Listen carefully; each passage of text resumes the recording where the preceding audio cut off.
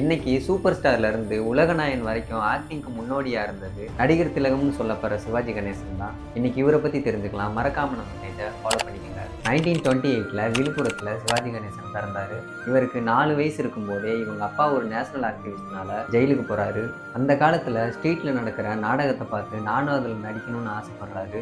அப்படி ஆசைப்பட்டு ஒரு டிராமா குரூப்ல சேரவும் செய்கிறாரு. ஒரு நாள் இவர் சிவாஜி கேரக்டர் நடிக்கும்போது அதை பார்த்து வியந்து போன பெரியார் இவருக்கு சிவாஜி கணேசன் பேர் வைக்கிறாரு. அப்படி பராசக்தி படத்துக்கு பெரியார் இவரை ரெக்கமெண்ட் பண்றாரு. ஆனா அந்த மூவில ஒர்க் பண்ண எல்லாருமே எம்ஜிஆர், எம்ஆர் ராதான்னு பெரிய நடிகர்கள்லாம் இருக்கும்போது யாருன்னே தெரியாத இவரை வச்சு எப்படி எடுக்கிறதுன்னு இன்ட்ரெஸ்டே இல்லாமல் இருந்தாங்க.